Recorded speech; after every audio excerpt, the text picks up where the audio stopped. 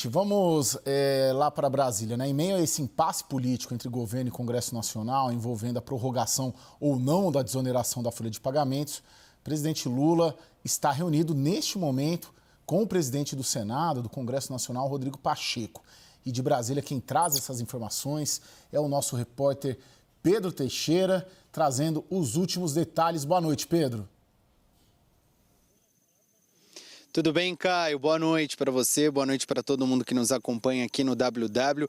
Reunião bastante longa, viu? O Rodrigo Pacheco chegou por volta das 7 horas da noite aqui no Palácio da Alvorada e está reunido neste momento com o presidente Lula aqui na residência oficial da presidência. Além dos dois, quem também chegou aqui no Palácio da Alvorada foi o senador Jacques Wagner, que é líder do governo no Senado, o ministro da Casa Civil, Rui Costa, e também o ministro dos Transportes, Renan Filho, participam aqui dessas discussões também para tentar encontrar uma solução para as questões relacionadas à desoneração. Conversei com fontes próximas ao presidente do Senado, Rodrigo Pacheco, e ele pelo menos veio aqui para o Palácio da Alvorada com a expectativa de que eles saíssem dessa reunião com uma solução para o caso da desoneração. É um dos principais pontos que abriu divergência do Senado com o Executivo. O Congresso tinha aprovado a desoneração da folha de pagamento de 17 setores, além de prefeituras que têm um número menor de habitantes. Isso foi vetado pelo presidente Lula. Na sequência, o Congresso derrubou o veto, isso tudo ainda no ano passado, e nesse ano o governo decidiu judicializar o assunto. O ministro Cristiano Zanin concedeu uma liminar desobrigando o governo a conceder essa desoneração na folha de pagamento de 17 setores aqui do país. A expectativa, pelo menos de pessoas próximas do senador Rodrigo Pacheco, é que ele saísse de fato com uma solução e também apresentasse soluções para outros assuntos que incomodam o governo, por exemplo, a PEC do quinquênio, que pode gerar ali uma demanda bastante grande para os cofres públicos de cerca de 40 bilhões. Reunião longa que está rolando ainda aqui no Palácio da Alvorada. Volto com você, Caio. Obrigado, Pedro. Bom trabalho aí em Brasília. Bom, vamos aqui. O Léo e o Daniel que me desculpem, mas a gente vai começar com a Clarissa, que é a nossa convidada de honra, tá bem? Clarissa, muita gente falando do Rodrigo Pacheco, essa relação meio camaleônica, né, com o governo, hora tá próximo, hora tá distante. Qual que é? Se eu te perguntando, qual que é a do Rodrigo Pacheco na relação com o Lula? O que ele quer e por que uma hora está mais perto, outra hora está mais longe?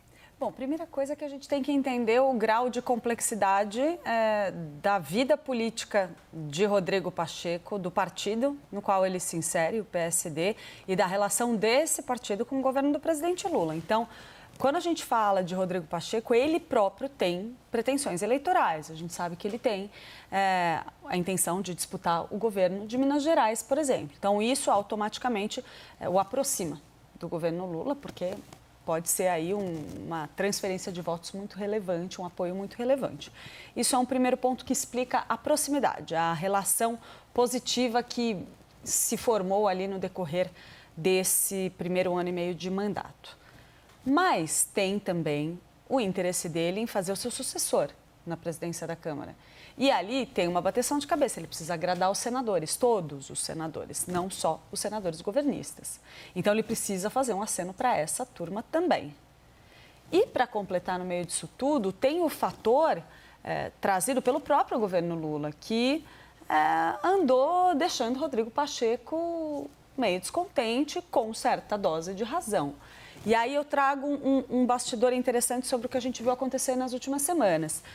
Quando a gente teve aquela sessão dos vetos presidenciais que o presidente Lula pediu para que ela fosse adiada, houve de início já um apelo para que Rodrigo Pacheco fizesse a solicitação desse adiamento. E segundo me contaram alguns petistas bem próximos de Lula, Rodrigo Pacheco disse, olha, pessoal, pera lá.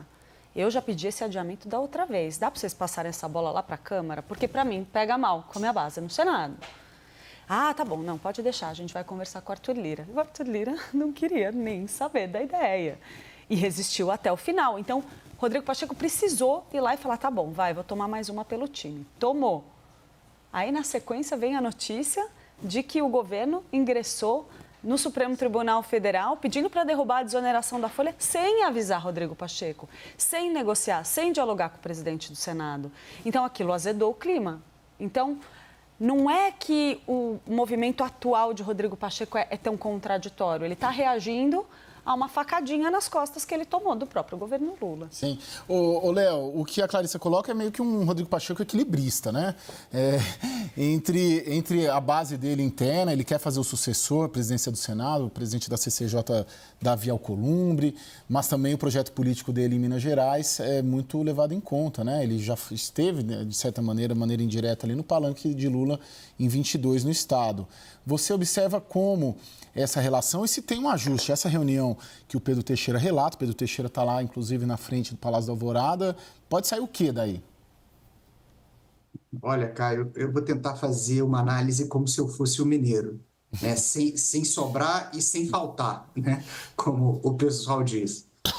Olha, é muito interessante a gente observar que, por um lado, a relação entre o Congresso e o Planalto provavelmente está no seu pior momento desde o início do governo. Porque, se a gente observar do ponto de vista simbólico, recorrer ao judiciário para questionar uma decisão política que foi amadurecida durante todo o ano de 2023 é uma violência, é uma espécie de apelação que descarta o diálogo político. Quando a gente fala, por exemplo, que o governo está negociando ou que quer negociar uma saída, não tem saída, né? Já que judicializou, o STF não pode dosar e dizer, não, olha, vai ser só um pedaço, vai ser um pouco, vai ser aquilo. Não, a fase da negociação já passou, né? Agora é a fase da imposição. Muito provavelmente, o que o presidente Lula está fazendo com o Pacheco agora é discutindo uma compensação para poder reduzir os danos no Congresso Nacional.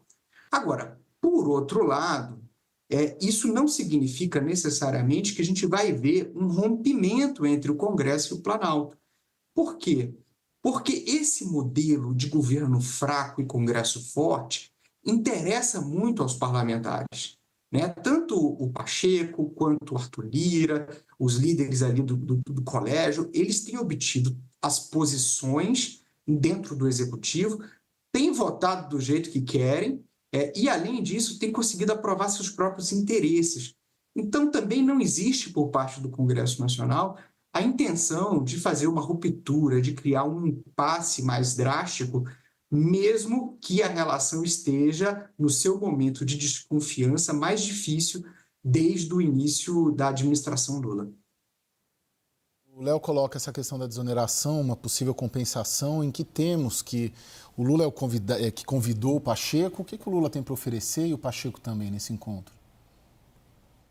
Caio, o Lula e o Palácio do Planalto veem o Pacheco como um aliado preferencial. Isso é certo. Seja como um contraponto, um equilíbrio a Arthur Lira na Câmara dos Deputados, que é tido como um parceiro muito mais difícil, seja como um palanque forte para 2026, em Minas Gerais. Portanto, não há que se esperar nenhum rompimento, nenhuma expectativa de rompimento do governo com Rodrigo Pacheco. Agora, é um momento muito difícil nessa relação por causa da desoneração. Pacheco se sentiu traído, não só pela decisão final do governo, mas pela falta de um aviso, de uma comunicação prévia, de um alertazinho que parece pouca coisa, mas significa, aqui em Brasília, significa preparar o seu interlocutor para uma notícia ruim. Bom, dito isso, o que sobra ali? O governo tem alguns mecanismos para agradar Rodrigo Pacheco. Um deles, por exemplo, é a solução para a dívida de Minas. Federalização de algumas estatais, armar um pacote que dê solução ao estado onde Rodrigo Pacheco quer chegar forte e quer ser governador em 2026, tudo isso está no jogo, porque também não interessa a Rodrigo Pacheco romper com o governo. Interessa muito, é verdade, acenar para os senadores de oposição, até porque ele precisa desses senadores de oposição para eleger quem faz dobradinha com ele desde o início, que é Davi Alcolumbre, que deve sucedê-lo. Agora, não interessa nem ao governo, nem a Rodrigo Pacheco tensionar demais essas expectativas. É muito difícil partir por uma negociação que agrade Congresso, que agrade setor privado e que agrade governo em torno da desoneração da folha. No PERSE, muito mais ou menos ainda se chegou a um acordo ali que contemplava de alguma forma as partes. No caso da desoneração é mais difícil. Mas daí a esperar que Rodrigo Pacheco rompa com o governo ou que o governo rompa com Rodrigo Pacheco, vai uma distância muito grande. Bom,